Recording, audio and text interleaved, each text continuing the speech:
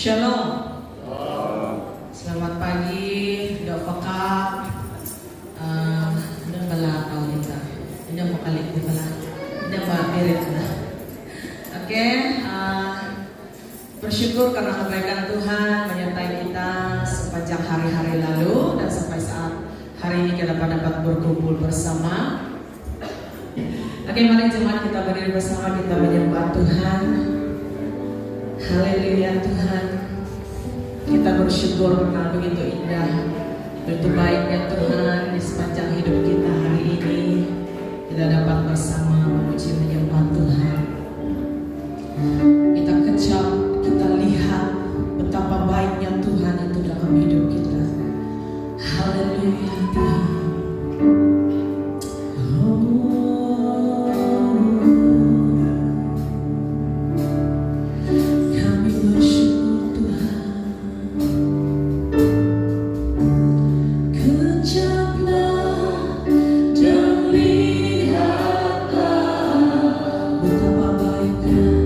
Betapa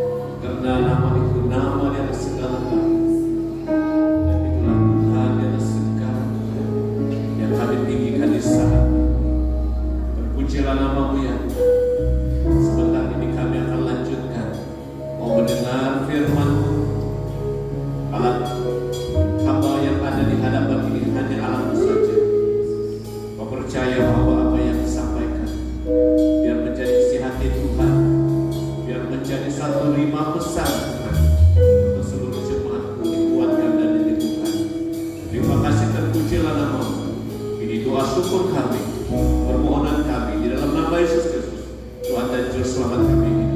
Semua kita katakan bersama. Amin. Amin. Mari kita tepuk tangan.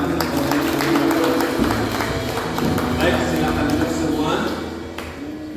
Terima kasih untuk tim pujian dan penyembahan.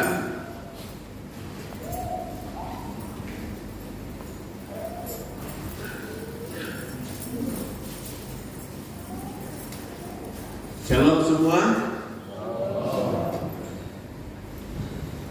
Apa kabar pagi ini?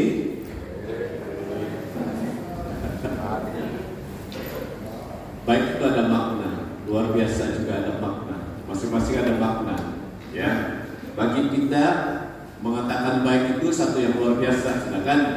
Ya, dan bagi yang luar biasa itu tetap luar biasa sesuai dengan kata-katanya. Baik, pada pagi ini saya ingin membawa kita belajar dari satu bahagian firman Tuhan yang sebenarnya ini menjadi hasrat, menjadi keinginan kita bersama supaya gereja kita akan menjadi gereja yang terus kuat dan berjalan bersama-sama di dalam apa yang menjadi harapan, apa yang menjadi hasrat kita di dalam Tuhan. Dan saya percaya bahwa jemaat Tuhan sudah mendengar message ini sebelum ini, ya. Tetapi saya percaya juga bahwa kali kedua itu akan membuat kita lebih memahami, lebih mengetahui apa yang menjadi hasrat bersama dan menjadi hasrat ataupun keinginan Tuhan. Baik. Dalam mesyuarat gereja yang lalu, kepimpinan gereja ini telah menetapkan ataupun mengambil keputusan bersama untuk melanjutkan visi dan misi gereja kita yang sudah ditetapkan sebelum ini, dan visi atau misi ini menjadi suatu visi atau misi yang masih relevan, masih sesuai, masih dapat diteruskan. Apalagi pada tahun ini SIB Sabah telah menetapkan satu tema yang sejajar ataupun selaras dengan apa yang menjadi visi dan misi kita di gereja ini. Baik, jemaat Tuhan yang dikasihi,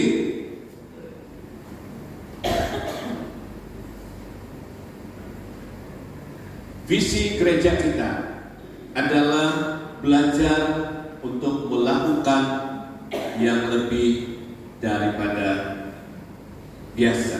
Belajar melakukan yang lebih daripada biasa itu adalah kunci ataupun dasar ataupun suatu yang dapat menolong kita mencapai satu tahap yang kita kehendaki, yang kita selalu namakan next level. Next level ini satu istilah di mana kita akan berganjak daripada satu yang biasa yang selalu kita lakukan kepada suatu anjakan yang baru, anjakan yang lebih baik, yang lebih tinggi daripada yang asalnya. Belajar melakukan lebih daripada biasa itu adalah kunci ke next level ataupun ke tahap yang selanjutnya, yang lebih baik, yang lebih tinggi daripada itu. Saya ingin mengajak kita untuk belajar dan coba memahami setiap frasa yang dicatatkan di sini. Ya, yang pertama frasa yang disebut di sini adalah belajar. Ini frasa yang penting. Ya, belajar. Dalam Matius 11 ayat 29 hingga 30, kalau dapat ditampilkan ayat ini. Matius 11, 29 sehingga ayat yang ke-30. Mari kita lihat bersama.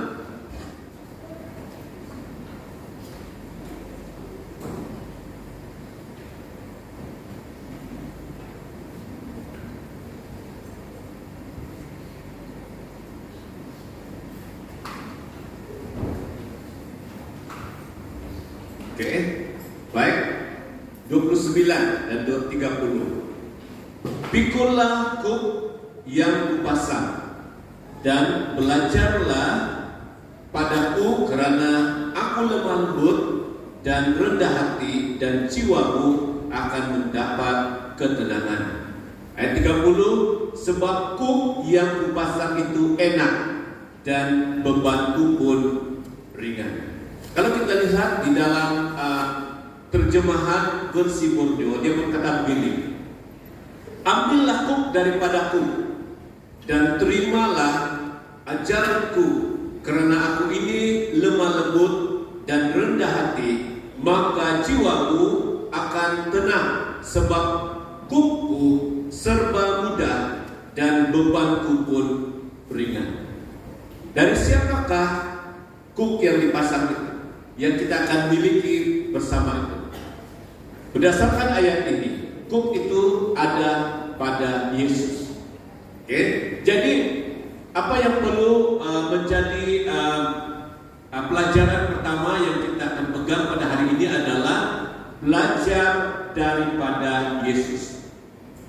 Belajar daripada Yesus. Ya. Proses belajar.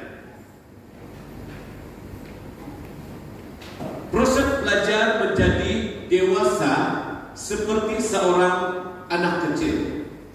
Seorang anak yang dari bayi tidak akan menjadi dewasa secara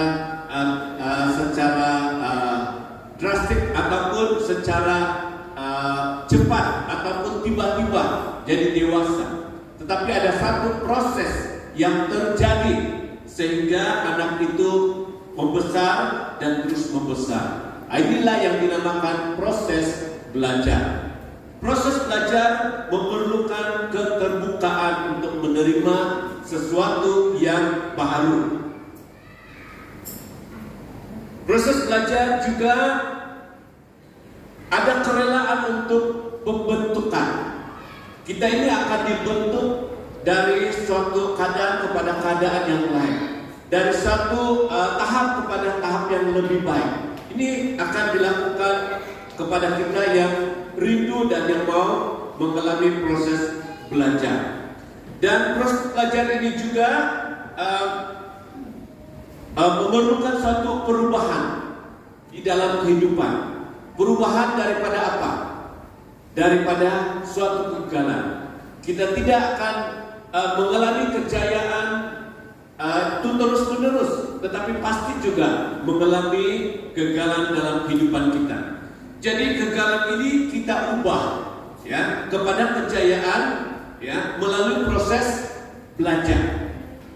Dan pada masa yang sama, belajar ini memberi maksud kita merekodkan setiap perkara yang menolong kita menjadi dewasa, ya, menjadikan kita semakin matang di dalam Tuhan.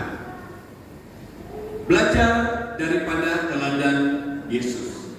Kalau dulu Yesus itu ada di bumi ini, ada di muka bumi, tapi kini yang ada adalah firman Tuhan, Alkitab. Ya, itulah yang akan menjadi dasar kita atau menjadi panduan kita untuk terus belajar daripada firman Tuhan.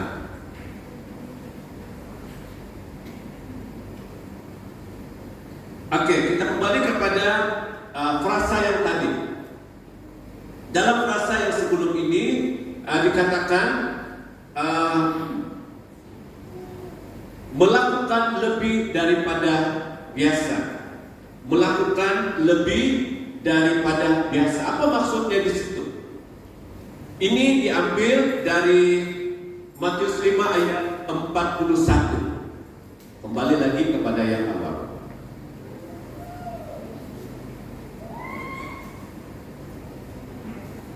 Lagi, ya, oke. Melakukan lebih daripada biasa. Oke, dalam catatan Matius 5 ayat 41. Oke. Dalam Matius 5 ayat 41 dia berkata begini. Matius 5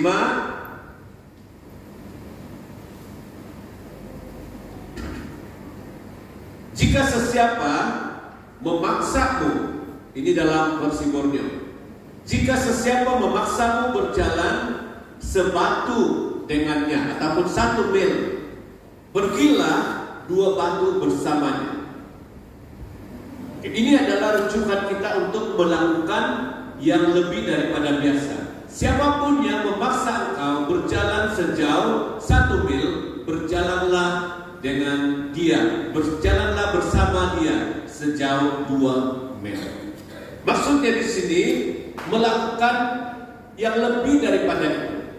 Kalau orang biasanya suruh kita melakukan E, tetapi pada masa yang sama ada B yang perlu dilakukan, maka kita akan lakukan E dan B. Ini yang dikatakan melakukan lebih daripada yang dikehendaki, lebih daripada biasa, ya, lebih daripada yang dikehendaki. Baik, mari kita lihat yang selanjutnya.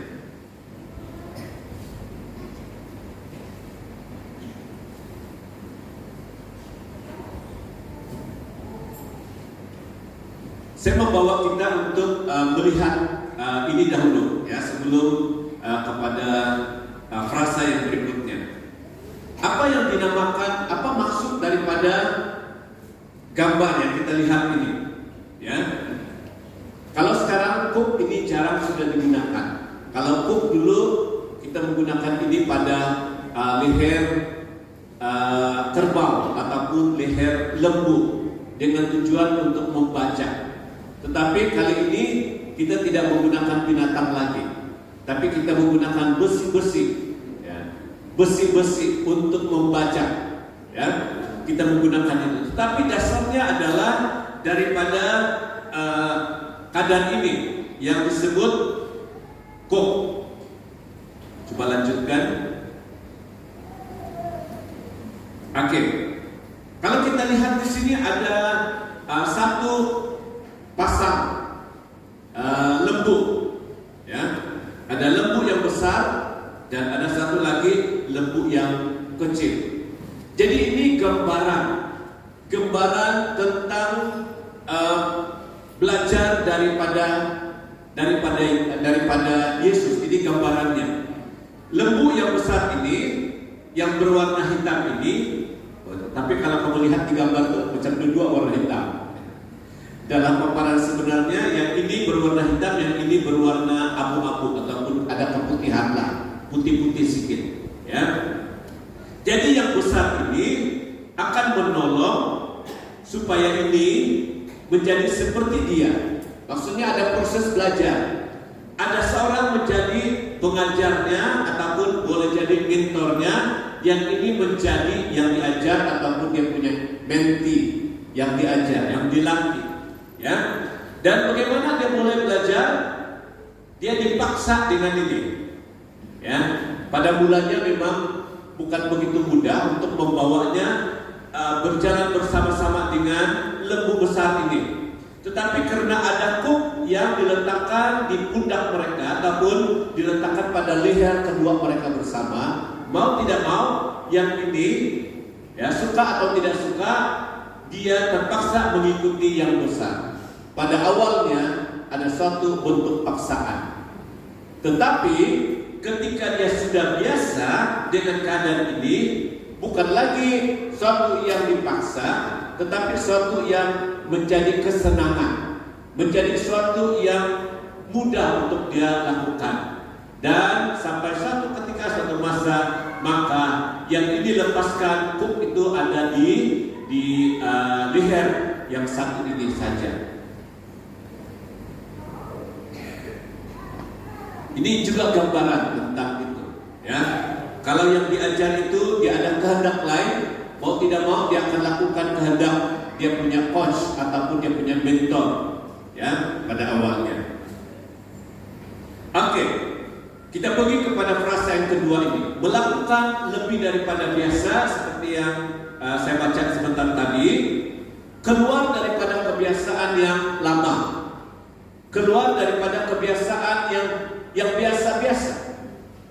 Ya, kalau kita dengar tadi kesaksian tentang anak-anak muda kita, kalau sebelum ini mereka biasa dengan keadaan yang biasa-biasa, tetapi ada usaha untuk membawa mereka keluar daripada kebiasaan. Kalau sebelum ini gereja kita pun ada kebiasaan kebiasaan tertentu, tetapi kita bersama mau keluar daripada kebiasaan itu. Ya, kalau sebelum ini dalam pujian dan penyembahan kita, saya boleh berikan analoginya seperti kita sampai di perkarangan, di halaman saja. Kalau itu suatu tempat yang ada halaman, ada tempat yang masuk lagi yang disebut sebagai tempat atau ruang Maha Kudus atau ruang kudus, ruang Maha Kudus. Kita biasanya berada di halaman saja dan cukup sampai di situ dan akhirnya pulang. Jadi kita keluar daripada kebiasaan itu, kita masuk lebih jauh lagi, lebih dalam lagi, sehingga kita sampai ke suatu tempat atau ruang yang disebut sebagai ruang Maha Kudus. Ini dalam pujian dan penyembahan. Ya, ini contoh dalam pujian dan penyembahan. Begitu juga dalam hal-hal yang lain, kita mau upgrade kebiasaan biasa itu, kebiasaan yang biasa-biasa kepada sesuatu yang baru. Saya melihat ini sedang terjadi, ini sedang berlaku di dalam gereja kita maupun di tempat-tempat lain. Dan inilah yang menjadi hasrat dan keinginan dalam visi-misi kita supaya kita beralih daripada kebiasaan-kebiasaan itu.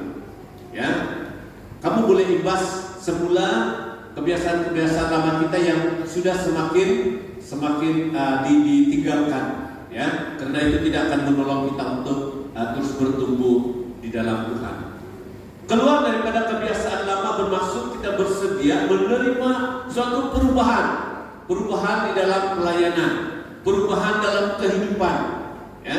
Tetapi perubahan dalam pelayanan itu bukan suatu yang jauh daripada yang orang boleh katakan ini tidak betul, ini salah, bukan sesuatu yang salah, ya, bukan sesuatu yang lain daripada yang lain tapi negatif, lain daripada yang lain tetapi yang lebih positif, lebih membawa kita untuk dekat kepada Tuhan, bersedia menerima perubahan kehidupan dan dalam pelayanan. Ini digambarkan dengan kirbat. Ini istilah dalam bahasa dalam Alkitab, kirbat, ya, suatu alat yang digunakan untuk meletakkan anggur ataupun air anggur, ya, yang dibawa. Oke.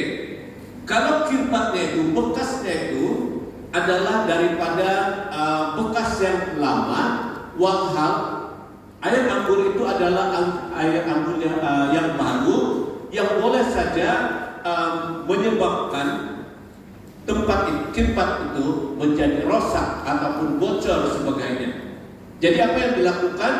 Kita perlu gantikan dengan yang baru, ya, perlu digantikan dengan yang baru.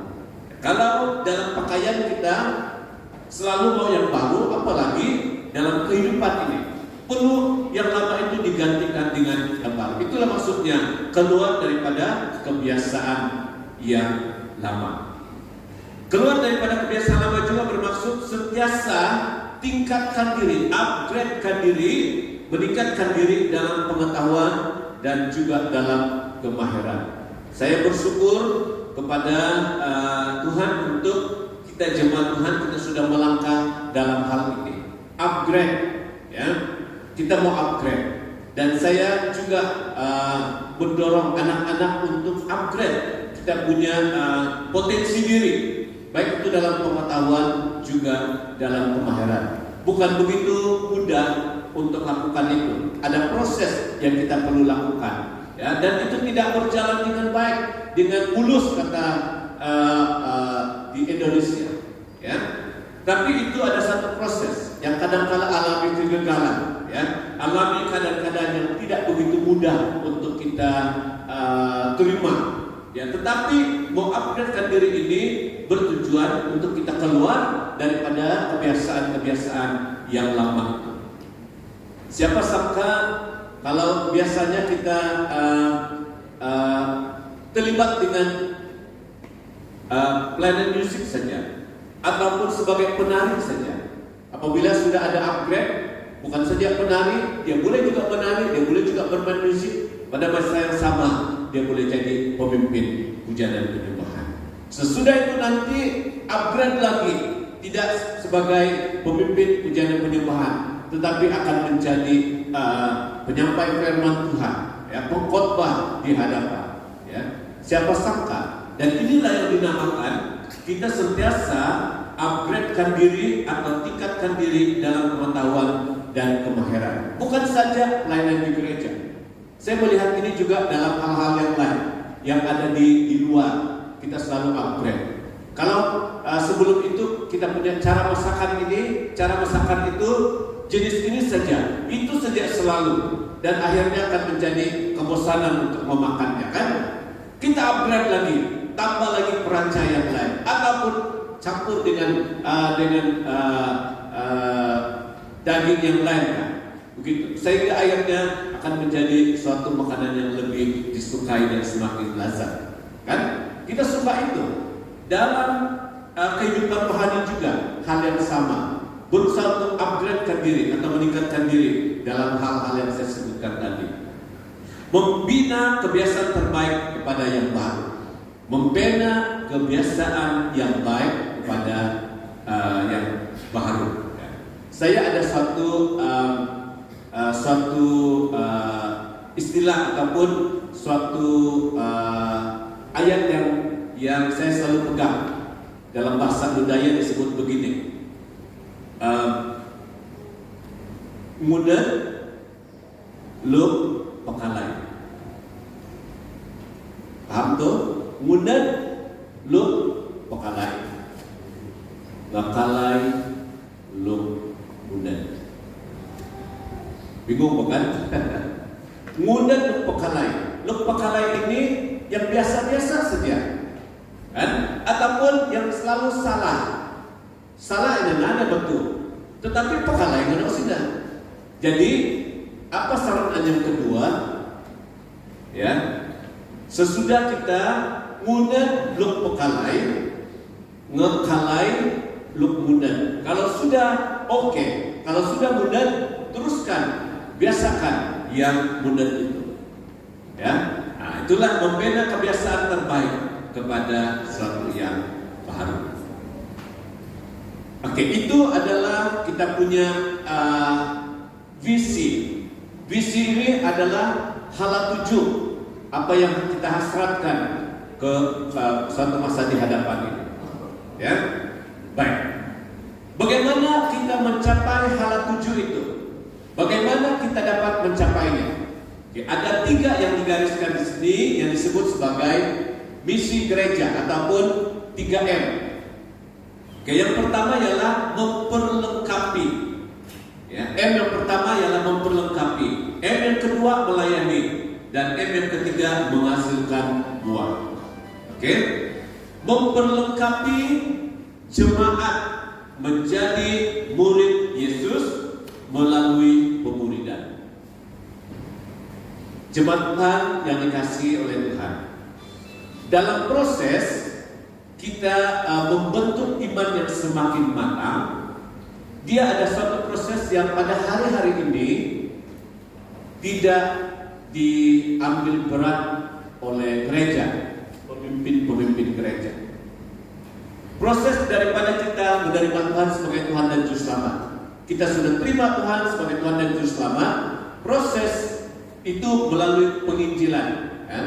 Melalui penginjilan sudah diinjili dan akhirnya menerima Tuhan Yesus sebagai Tuhan dan Juru Selamat. Proses yang kedua yang sepatutnya berjalan adalah memuridkan, membuat pemuridan. Tetapi kebanyakan gereja pada hari ini tidak melakukan ini. Ya, kebanyakan gereja tidak lakukan ini. Hanya ada firman Tuhan dari mimbar saja. Tetapi itu bukan suatu bentuk pemuridan. Itu adalah pengajaran yang dapat meneguhkan kita sebagai jemaat Tuhan. Yang paling penting di sini adalah memuridkan ini. Maksudnya di sini adalah membentuk mereka yang sudah terima Tuhan sebagai Tuhan dan Selamat tadi, bentuk mereka supaya di dalam pembentukan pemuridan itu akhirnya mereka akan menjadi pelayan Tuhan, melayani Tuhan, dan mereka akan menjadi pemurid juga kepada orang lain. Kalau saya lihat di negara jiran kita, Proses pemuridan ini adalah suatu yang begitu penting, tidak boleh diabaikan. Kalau orang mau kawin saja, 1 tahun itu dibimbing melalui pemuridan. 1 tahun. Ya. Kalau orang yang mau melayani di mimbar seperti ini, itu pun ada proses. Ya, proses itu adalah proses pemuridan sampai mereka betul-betul paham apa itu melayani Tuhan. Ya, apabila mereka sudah memahami pelayanan Tuhan itu, maka mereka tidak akan mudah mundur ataupun mereka tidak akan mudah berkecil hati ataupun mereka tidak akan mudah mengalah dengan apa keadaan. Ya, karena mereka sudah dimuridkan dari A sampai Z tentang arti daripada suatu pelayanan. Jadi pemuridan ini begitu penting. Sebelum ini kita sudah lakukan di gereja kita dan saya sangat bersyukur karena itu sudah diadakan sebelum ini melalui saya murid Yesus. Masih ingat?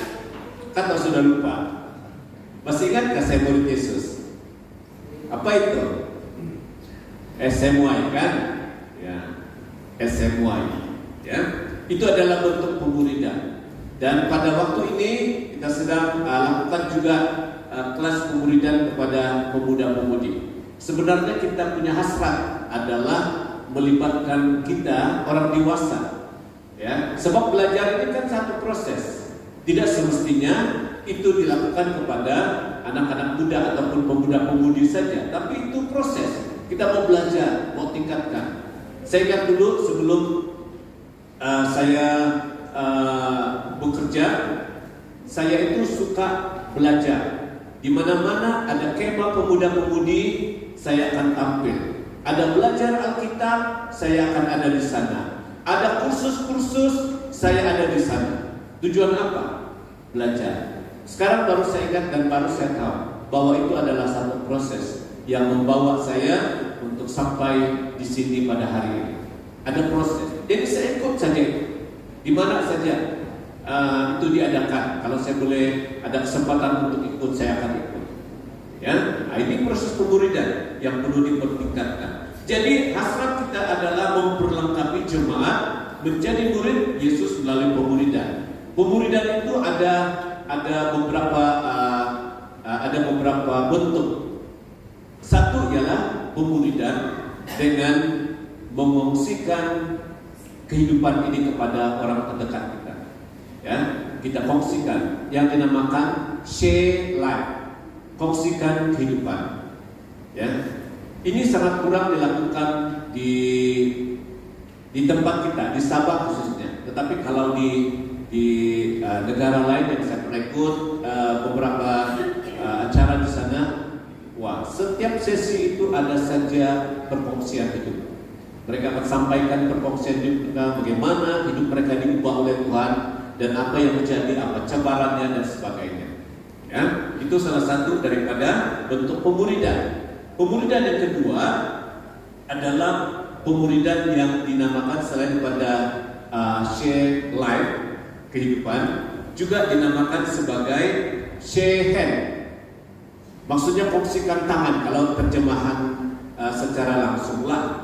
Share hand maksudnya kan tangan ini adalah membantu, menolong. Ya, jadi kita kongsikan. Kita punya waktu masa ini untuk menolong orang lain. Itu yang dinamakan pemuridan jenis share hand. Ya.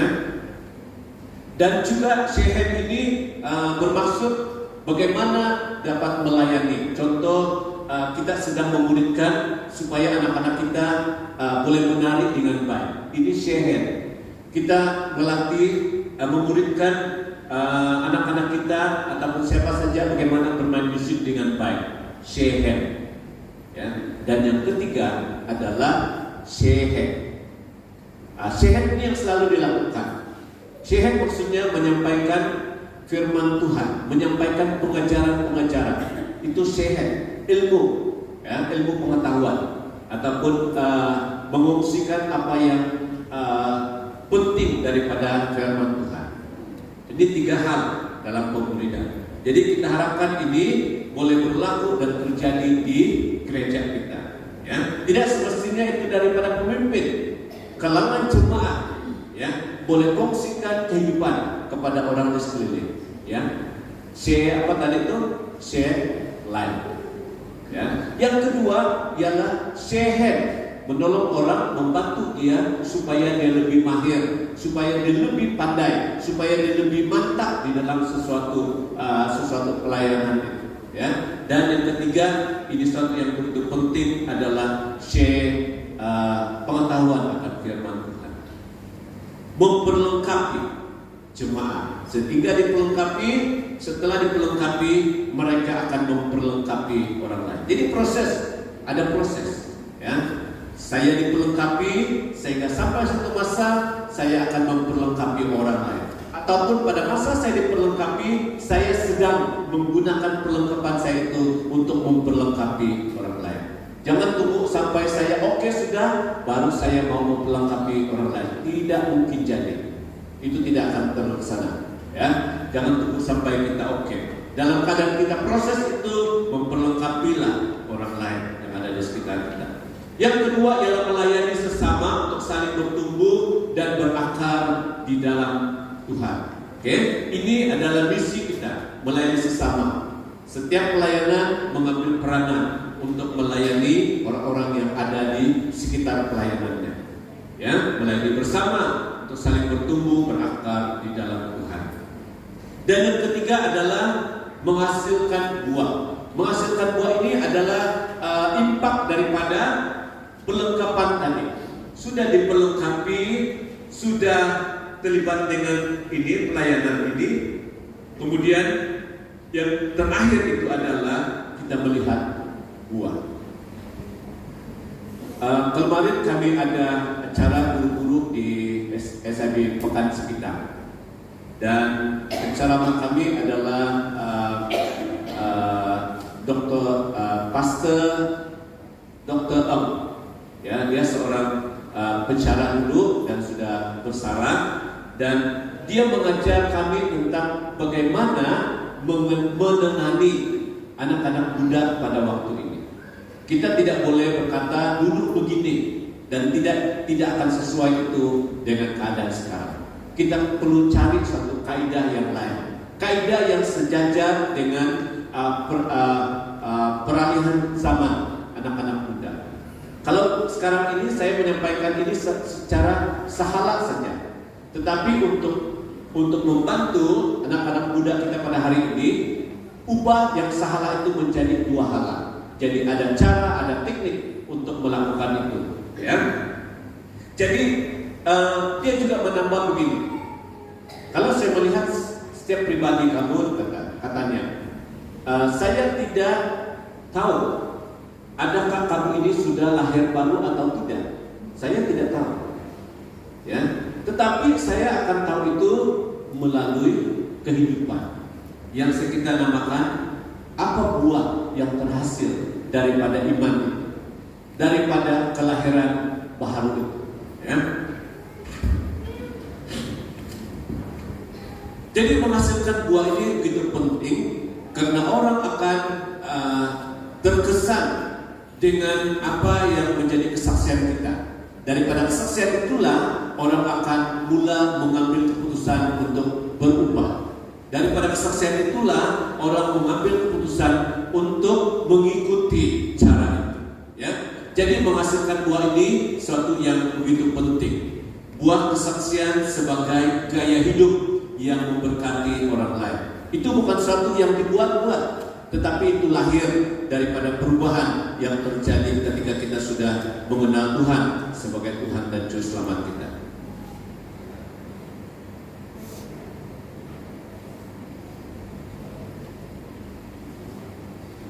Oke, dalam kita melaksanakan 3M, yang pertama memperlengkapi jemaat menjadi murid Yesus melalui pemuridan.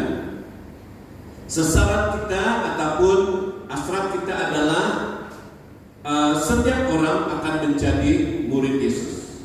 Nah, kalau dalam tema SIB pada tahun ini menjadi serupa dengan Kristus, ya.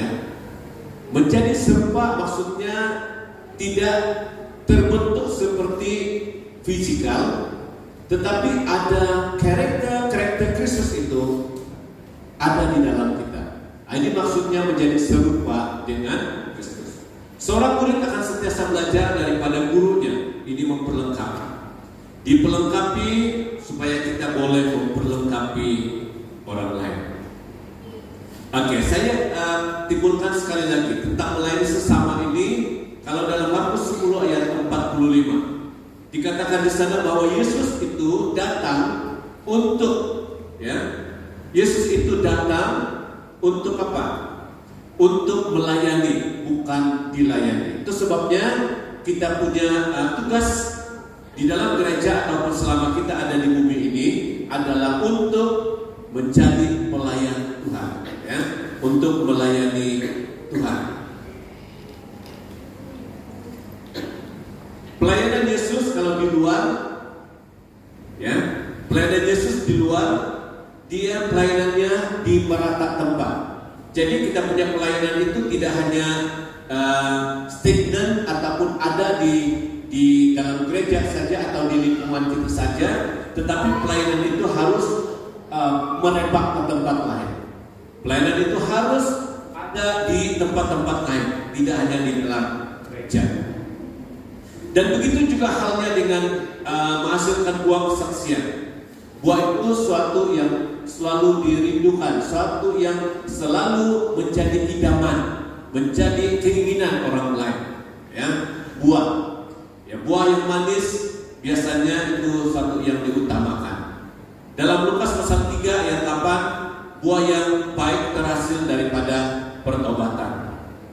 Buah yang baik itu terhasil daripada pertobatan yang sungguh. Dalam Galatia 5 ayat 22 sampai 23 dinyatakan ada 9 buah roh yang menjadi buah kesaksian di dalam kehidupan kita, yang sepatutnya menjadi buah kesaksian dalam kehidupan kita. 9 buah roh itu.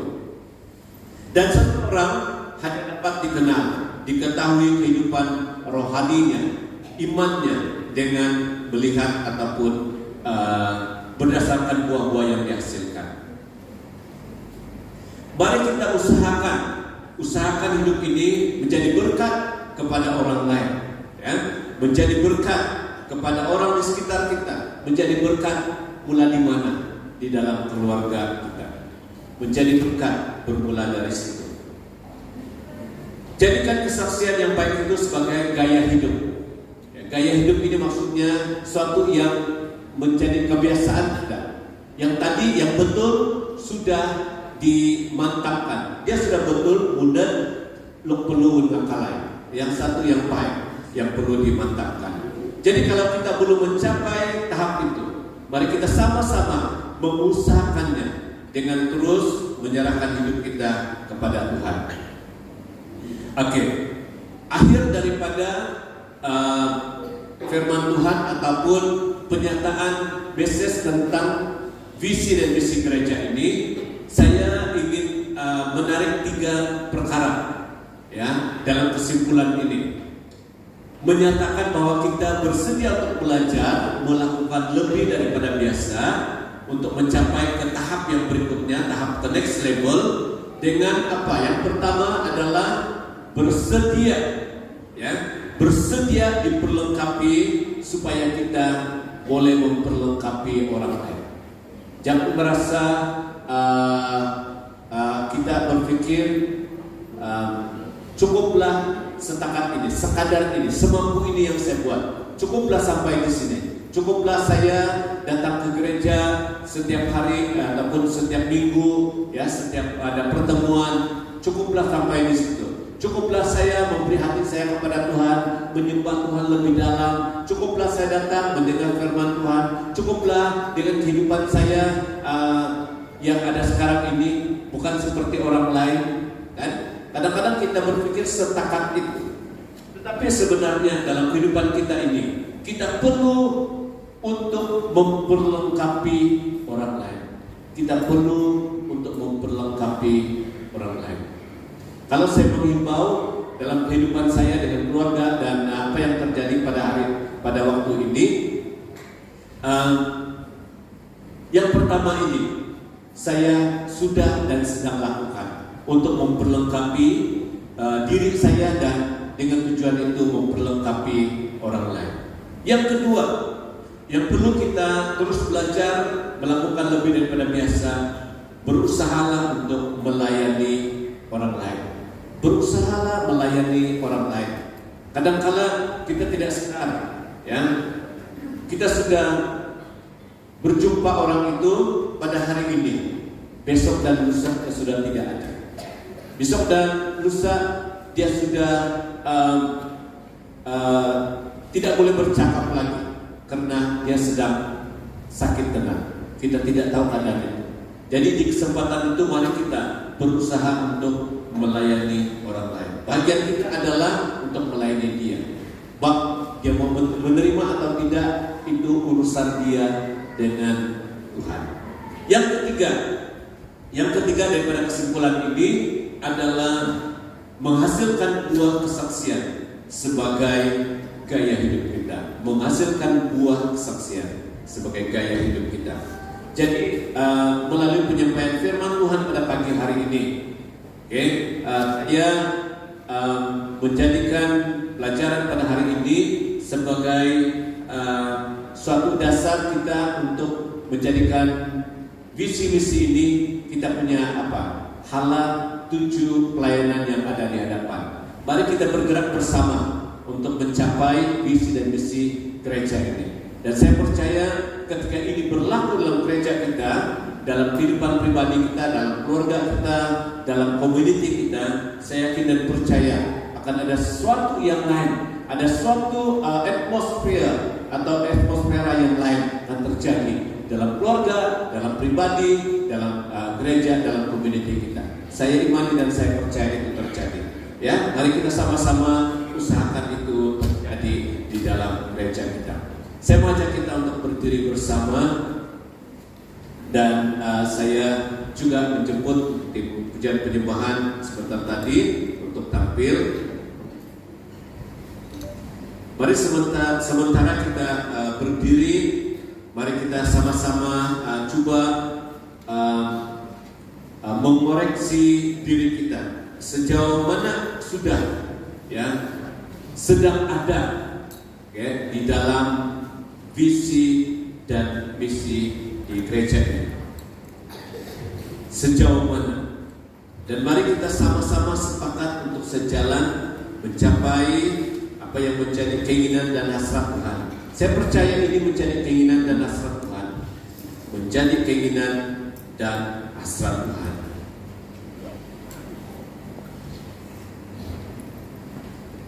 Kita akan nyanyikan satu lagu yang berkata, Engkaulah kekuatanku.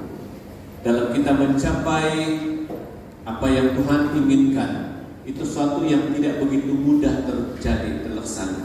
Tapi dengan kekuatan dan pertolongan Tuhan, maka kita dapat meraih ataupun mencapai apa yang kita rindukan di hadapan Tuhan.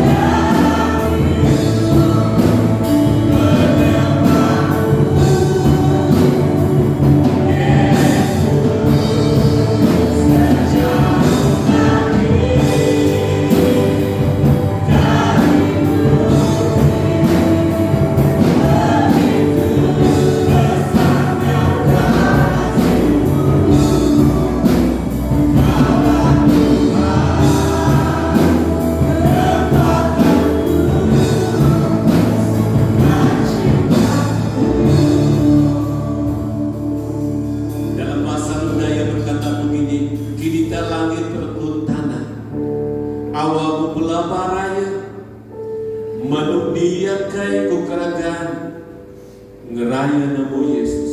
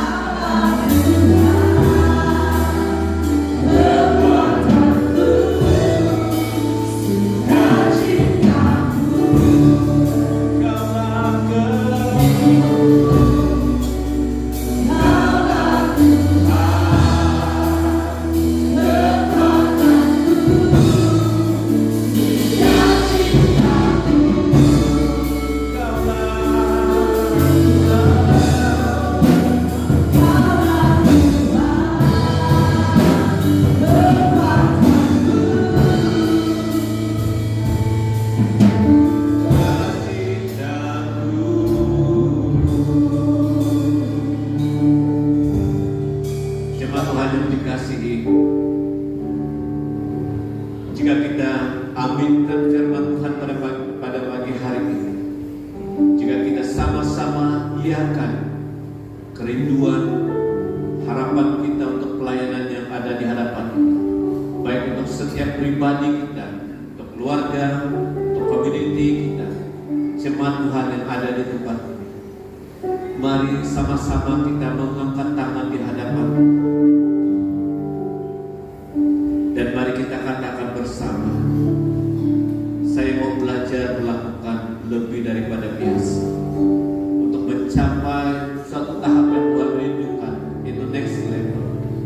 Mari katakan itu di dalam hati masing-masing. Saya mau belajar melakukan lebih daripada biasa untuk mencapai next level. Mari katakan juga, saya bersedia di diperlengkapi supaya saya dapat memperlengkapi orang lain. Mari katakan juga, saya akan terus berusaha untuk melayani orang lain. Dan mari katakan juga, saya akan menghasilkan buah kesaksian yang baik sebagai gaya hidup saya seperti Kristus. Mari kita sama-sama berdoa. Haleluya, haleluya. Terima kasih Tuhan untuk kesempatan yang Kau mengingatkan kami apa yang menjadi kerinduan Tuhan, apa yang menjadi keinginan Tuhan, untuk kami terus belajar melakukan yang lebih daripada biasa di dalam pelayanan kami di tempat ini ya Tuhan Yesus, di dalam kehidupan iman rohani kami Tuhan yang selama ini biasa-biasa, tetapi hari ini kami mau menyatakan di hadapan Tuhan kerinduan kami bersama jemaat ini ya Tuhan Yesus Kristus untuk melakukan lebih daripada biasa, lebih daripada biasa, lebih daripada biasa. Karena itulah kunci kami ya Tuhan Yesus untuk mencapai ke tahap yang Engkau inginkan, mencapai tahap yang Engkau rindukan, sehingga iman kami akan berimpak, iman kami Tuhan Yesus berkesan, di mana firman-Mu diberitakan, di mana kesaksian-Mu dinyatakan, di mana gaya hidup seperti Engkau dinyatakan. Di situ akan orang akan rindu datang mau mencari Engkau. Dan kami adalah anak-anak-Mu ya Tuhan Yesus yang siap, yang bersedia melakukan itu ya Tuhan Yesus sebagai bahagian daripada hidup kami. Terima kasih Tuhan, terpuji nama-Mu. Engkau melihat tangan-tangan kami yang terangkat pada saat ini, merindukan ini terjadi kepada setiap pribadi kami, terjadi di dalam keluarga kami Tuhan, terjadi dalam jemaat-Mu ini, terjadi dalam community kami. Terima kasih Tuhan, terpujilah nama-Mu ya Tuhan. Ini doa syukur kami yang kami lafazkan, jadi dalam nama Tuhan Yesus